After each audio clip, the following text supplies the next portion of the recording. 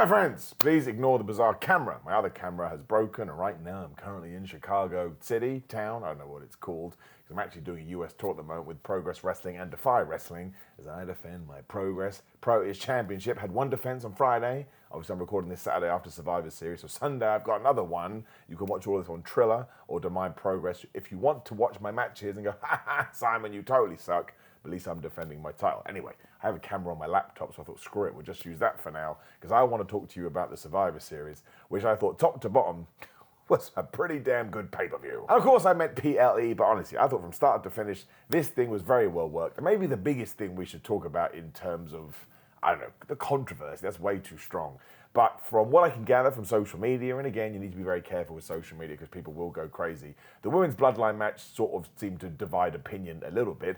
I would take it down to a match of two halves. I thought the first half was a little bit wibbly-wobbly and they needed more people in there to do all the big spots they wanted to do, whereas the second half I thought was brilliant, and Io Sky once again proved, you know what, I am the best War Games competitor there is, and there are certainly things that I would have done differently. Now, some people are saying some horrible things about Nia Jax. Yes, she did some chair shots that weren't all that devastating. And yes, there was one bit as well where she did something with Tiffany Stratton. It didn't work out maybe in the way that they intended. But these matches are chaotic, man. They're sponsored by Dr. Robotnik. So I don't think we need to go too over the top with it. Especially because, again, that last 10 minutes, especially the riptide through the table, which is what what Rhea Ripley did to Liv Morgan to get the 1, 2, 3. Oh, my gosh. Because Liv Morgan, I said this on Ups and Downs for What Culture, make sure you check that out too. But because Liv Morgan is so small and Rhea Ripley is so big, it looked like a finish of a match, right? And sometimes that's the last thing you see. Your brain just goes absolutely crazy.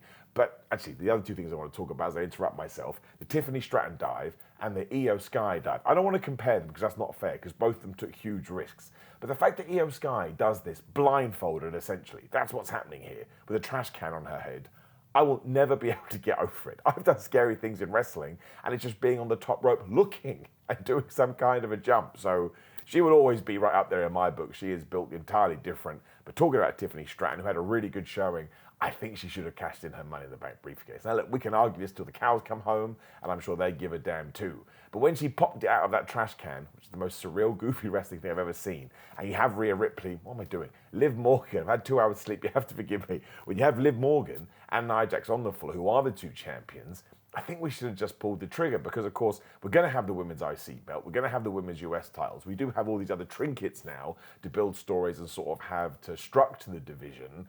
And I just think it would have been so cool to do it in a War Games match. I think it would have felt different. I think it would have separated for the men's one, which is always going to be a challenge. 2 Royal Rumbles, 2 of these. You always have to kind of think of ways to make them stand out from each other, otherwise they can sort of cross over the same kind of alliance. Like, how many table breaks did we see this evening? At one point, trash cans were just coming from all over the place. So I wouldn't call it a negative that we didn't do it, because maybe WWE's got a bigger idea. But I did feel, just a teeny bit, just this bit, I felt genuine disappointment. I think you never want that. I think it would have been a great visual as well if they strapped just to leg it. I've got what I need. And her team was going to lose anyway, so that could have been an extra nugget in there. But look, whether I'm right, whether I'm wrong, whether I should or shouldn't watch wrestling like this, I just can't help but have just the utmost respect for the amount of effort and the risks and the danger they put into it from every single person. And again, some of the bumps were absolutely terrifying. And Rhea Ripley finally getting one over Liv Morgan, I thought was the right thing to do. Given that we do have a couple of big events before the end of the year, or that January 6th Raw, I think Rhea Ripley should move into 2025 as the champion, and we should just build her up as this dominant monster. Some people get really mad about that as well. But listen to what happened when she came into that War Games. Everybody pops for her, so you can't ignore that, man. Just make her Steve Austin, and then if you need to change it down the line, you can. And of course, Rhea updated her mask, which she also took off, which I actually forgot to mention on Ups and Downs. We'll talk about it here. She took it off. That was her big reveal to Liv Morgan. It was like, ha ha, I've got you. So how she recovered that fast, I don't know. In many ways, she should have kept that mask on. It looked totally awesome. But when I walked away from it, again, there were a few things. Again, too many weapon stuff, but we don't need to get into that now. But when I walked away from it, I was entertained, right? And that's why I choose to watch professional wrestling, so I want to have a good time. I thought they did a great job. If you really want to compare it, and don't forget, comparison is the thief of joy, it wasn't as good as some of the other women's War Games matches we've seen, but that is such an unfair comment to make because, again, the effort they put in, I think it's important to remember the human side sometimes as I check my recording device. It's all fine. You could tell I've had no sleep. We then moved into LA Knight versus Shinsuke Nakamura. Now, it was always going to be, it doesn't matter what you think of the War Games match, it's always going to be hard to follow it because you've seen all this carnage and all this chaos and all this craziness. And then you had a US title match, which myself included, bald idiot right here, was like, Shinsuke Nakamura is never going to win. And he did. Now, I'm pretty sure we changed the presentation of Shinsuke from SmackDown to Survivor Series. I personally preferred the Survivor Series one. Most people don't. That's perfectly fine. Always happy to have that conversation. But we kind of sold it as this idea that because Shinsuke had gone and spat black mist in LA Knight's face, maybe he was a little bit fazed by it, and maybe he was a bit mentally drained from it. I think that's brilliant because, of course, it's silly. You had some ink spat in your face. What's the problem, dude? Or some food coloring. But if you're going to do anything in wrestling, it actually ties into Shinsuke's new character as a whole. If you're going to do anything, it has to mean something. Now, I feel like I die on this hill by myself, but that's fine. Just please come visit my grave. It's like when Seth Rollins had to sell for The Fiend to be like, oh, I'm so scared. Some people really got on Seth's case. He looks like a baby. Why put him in a match with The Fiend if he's not going to be scared of him? He may as well be taking on, I don't know, Dwayne Gill or Gilbert or somebody like that. So if Shinsuke Nakamura is going to update his whole persona, become a bad guy, become terrible, and he's going to spit stuff in your face, you shouldn't just shrug emoji and go, I don't care. It should affect you. So could WWE have elongated the build for this? Absolutely. It almost came out of nowhere. I wouldn't call it a Jinder Mahal situation, but it was a bit like, we're doing it already, and I actually don't think he's going to hold it for that long. I think he'll probably lose it on Saturday Night's Main Event or that Netflix show. But to have a character change and have it be of benefit to you, even though we haven't seen you on April since TV, and to use the mist and to use those other things. I mean, he really did run through LA Knight and he booted him or kneed him in the back of the head and got the 1, 2, 3. Just thought it was great storytelling and it kept you on your tootsie toes, right? It kept you on the edge of your seat because you're like, well, if WWE does that, what else are they going to do this evening? They're actually nothing much. But again, it planted those seeds and it gave you that 1% of doubt. So I was a huge fan of that. Like I'm in a hotel room right now and I went, eee, like some kind of a child because I just appreciated the risk in many ways. And LA Knight's going to be fine again. I think he's going to win it back and he's such a superstar, still getting massive pops all over the place. But it actually goes back to that boring comparison I make all the time. Like, we need to, Shinsuke Nakamura turned heel against AJ Styles, but he didn't do anything with it. He just lost, whereas this time, he's picked a path and is justified, even if he only holds that belt for 1 or 2 weeks. So that's a massive thumbs up, as was the Intercontinental title 3-way. Personally, my match of the night in terms of being a war, ironically, or being a fight. I mean, what can I even tell you? Just go and look at Sheamus' social media and the picture that he posts. Bron Breakker is not on this earth. Ludwig Kaiser is the perfect heel. And Sheamus had this match won. And of course, that's the underlying story here, that he needs that Intercontinental title to win the championship that he's never won. And he hits the bro kick after Bron Breakker went full force into a chair in the corner that Ludwig Kaiser had set up there earlier. So that's some really nice structuring. And then Ludwig Kaiser pulls the referee out at the 1-2-0. The fans hated this. They were so mad. They were so angry. And Ludwig Kaiser has this big smile on his face. Sheamus is devastated. Then eventually, of course, it kind of breaks down. And Bron Breakker is able to take out Ludwig Kaiser and hit this death spear on Sheamus. Actually, the death spear was on Ludwig. The Sheamus one was a little bit nicer, which I appreciated. And he retained his title. But we have not talked. There are so many elements of this that should be gifted and memed for years. Like the flying shoulder tackle that Bron hit on the outside, the shoulder tackle that he hit off the ring apron through Allen the announce table, the absolutely amazing moment when Sheamus came up behind Barry Barricade like a monster from the deep, the knee he hit for the close 1-2 on Ludwig Kaiser, the sliding weird thing that Ludwig Kaiser did. It was brilliant. It was genius. And these three have such good chemistry. You couldn't do this match every single time out. I mean, every single week or every single day. You would die. It was that hard hitting. But talk about being invested in something. And I never thought they'd take the belt off Bron Breakker. He lost it to Sami Zayn. Now it feels like this is his proper run. But there were moments in this, it was like, they're going to do it. They're going to do it. They're going to take the belt off him. And they didn't. It was just, I wouldn't even call it 3 season pros. I mean, Sheamus is a legend. He's an underrated veteran in many ways. I mean, Ludwig Kaiser right now is proving, my gosh, WWE need to invest in him. And Bron Breakker is going to be a star. He's probably going to be a main event at WrestleMania. But he's still, I don't want to say he's green. That's not true. But he's still learning his chops in many ways, right? Especially on the main roster. He's not even been there a year. So to sort of put this together, I don't think they could have done it any better. And it was tremendous. And I hope that nobody watches it after I've told you the winner. Because if you don't know, you're just going to have the best time with it. It's everything that wrestling should be, as nerdy as it sounds, which also, it actually probably applied to Gunther versus Damian Priest, because I also thought they were in a hard spot. I was like, we've seen the Women's War Games, we've seen a title change, those 3 guys have just gone absolutely crazy. What on earth can Gunther and Damian Priest do? This is why they're tremendous as professional wrestlers. Now, they have the world title on the line, so all of a sudden you can be like, oh my gosh, what's going to happen? but we just sold an injury. We sold two things. We sold the one that, one, Gunther has no confidence because Damian Priest has absolutely murked him in the build.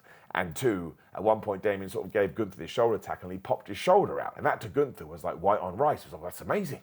Like, I had my ass kicked and I was scared about this, but now I can use that. And so he absolutely did. And Damian Priest, I think the goal here was, even though Damian Priest was going to lose, we need to make him as big a babyface as possible. And I think we've absolutely achieved that. He's going to come out the other side just feeling like the coolest guy ever that you want to hang out with, because he was doing Razor's Edge. He wasn't able to do his choke slam because his arm was so flubbed up. And he would have had the match won if it wasn't for the meddling kids.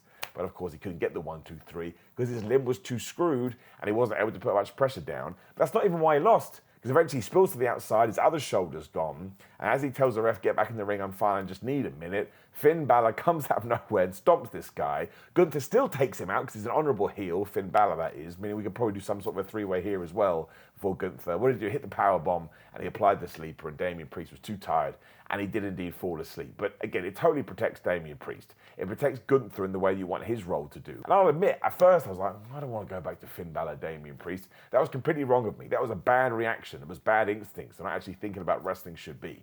Because why would Finn just go, oh, well, I don't care anymore? There's no reason for that feud to be done as of yet.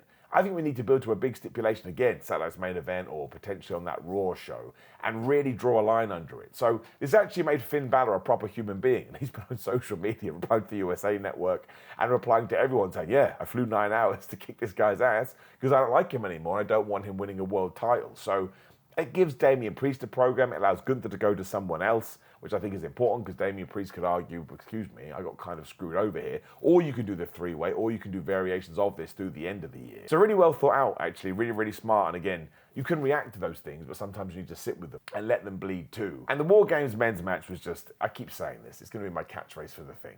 It was WWE at its best. It truly, truly was. Like, the amount of stories coming out to it, flipping Bronson Reed was going to tsunami Roman Reigns to the top of the cage through a table. It was CM Punk that sold him. 5 minutes before that, Roman Reigns was trying to spear Jacob for 2. No, he wasn't. So Sikoa, I'm an idiot. And he got CM Punk instead, so he did the Rock angle again, accidental spear. And Jacob for 2 was sold like a king, and he had to take himself out of the game when he missed a moonsault because he was too erratic. Tama Tonga was timing around the cage like he was in Super Mario World. Tangaloa was just bringing in weapon after weapon and table after table. Jimmy Uso was doing corkscrew moonsaults, and he did this amazing splash off the top of the cage through a table on Jacob Fatu and broke his toe, apparently. I was just watching the press conference as I got stuff ready. And I can't sing its praises enough. Like, I really, really can't. I even like the fact we stalled afterwards to make you pretend that someone's going to come out, because that's what we did in 2023. But ultimately, it was the good guys, the Bloodline OG, teaming up on Solo Sikoa, because everybody else had been taken out, not to dinner. He gets it with all the finishes, the GTS, the Big Spear, 1, 2, 3. And Roman and CM Punk did shake hands after this. But earlier on, like 5 minutes earlier, Paul Heyman had to run to the ring because they were definitely going to get into it, because Roman Reigns had helped everybody else up, but not CM Punk. And they had everything in the damn shark cage where CM Punk was going to come out and Roman Reigns stopped him. So Roman Reigns was going to come out and CM Punk stopped him. Just because you have a handshake and just because everyone does the ones, CM Punk does his go-to-sleep pose. Whether we do it before Mania, after WrestleMania, we have planted the seeds for something with Roman Reigns and CM Punk and Paul Heyman. And I think it's going to be tremendous. And I think it's going to be wonderful. And the commentators made it clear that Roman Reigns has single matches against Jacob Fatu and Solo Sikoa. Kind of gets me excited they won the War Games, because maybe Roman loses to Jacob. I think he needs to lose one of them. Like, go back to when Kevin Owens debuted, that kind of vibe. I think it would send shockwaves. Of course, Kevin Owens, John Cena is what I'm referencing. But there'll be so much stuff here that I haven't spoken about. But it's just a way to build whatever we're going to do over the next 6 months. This was the way to do it. And again, Solo Sikoa finally got his, but he's still the tribal chief, quote unquote. We talked about the Punk Roman stuff. I don't think the Usos will get back together as a tag team, but they were doing 1Ds, so that's fantastic. And Sami Zayn is just the heart man. At one point, he could have won the match too, but he helped everybody else up, so they could hit all their finishes. And Jacob Fatu is just the best book guy ever. Tangaloa and Tama Tonga are treats. They really are. And so does Sikoa. I love that man. I love him so much. He's so much fun. Let's not forget that Paul Heyman had a smaller role here too. Didn't appear till the last third of the match in order to get Roman Reigns and CM Punk back on the same page. But Punk was being treacherous the whole time. Like, at one point, sort of when they were posing, he made sure he popped up, so he was front and center. We know Roman Reigns doesn't like stuff like that, so we're nowhere near done, and I'm very invested to see what we are going to do. And a Roman Reigns CM Punk feud where you're allowed to say whatever you want, my gosh, it's drowning in story, and real story as well. It depends how much WWE wants to reveal. But it was a proper WWE main event. I mean, Roman Reigns got locked out, so he climbed the cage to the top rope cross body. When was the last time we've sat? And there'll be a bunch of stuff that I'm forgetting. But again, I'm still falling asleep inside, even though I'm going to keep bringing you the content. So it was maybe a better pay-per-view on paper than the bill would have suggested, because some people didn't think it was enough. But again, women's war game, super duper fun. Shinsuke Nakamura winning the title, wonderful surprise. Braun Breaker being that Intercontinental champion helps him, helps Sheamus, helps Ludwig, even though they lost. Gunther, Damian Priest is one of those feuds you can go back to all of the time. Plus we've got the Finn Balor thing there. And then again, everything with the war game stuff with Punk and Roman. That's where we're going. And Jimmy and Jay can now be singles guys as well. Sami Zayn is Sami Zayn, the most versatile performer ever. Whereas the Bloodline 2.0 can stay together. You lost one match, but you won at Crown Jewel. So it's not like we're over and done with, and we have to head into those singles matches now. So a really good pay-per-view. Like, I really enjoyed it. Maybe it's because I'm in America and I'm all pumped up and it's fun watching it live. And it's an hour earlier as well, 5 p.m. where I am. But again, I can only go with how I feel at the time. And sometimes it is going to happen. Sometimes you like wrestling more because you're in a good mood. That's the whole point. If you're in a bad mood, you'll still enjoy it, but maybe not to the same level. But if you are umming and ahhing, just watch it all. I mean, if I had to choose two matches, Men War Games and Triple Threat, but seeing Shinsuke win that as well, just love Shinsuke Nakamura, and I always will. And I can win it back really quickly. But everybody went out there and they brought it. I saw some people saying the crowd wasn't that good. I didn't really pick up on that, so I'll leave that to you to discuss in the comments. But otherwise, please interact with the video as much as possible. Like the video, share the video, subscribe to the video on the screen, the notification bell. And then Grill in Mind, Black Friday sale ends today. 2 ends this weekend very, very soon. 30 to 50% off using my code Simon. Otherwise, patreon.com/Simon316. Come say hello to me on Simon316 on all of social media. Simon J. Miller on TikTok, Simon Miller on Cameo, and ProWrestlingTees.com/Simon Miller. Now I've got to try and figure this situation out. Thank goodness there's many cameras in many things. Obviously, the quality will be back to normal next week. Thank you for supporting me as well. And for the lovely people that came out in New York. And I hope to see you more in Chicago too. I love you, my friends. Goodbye.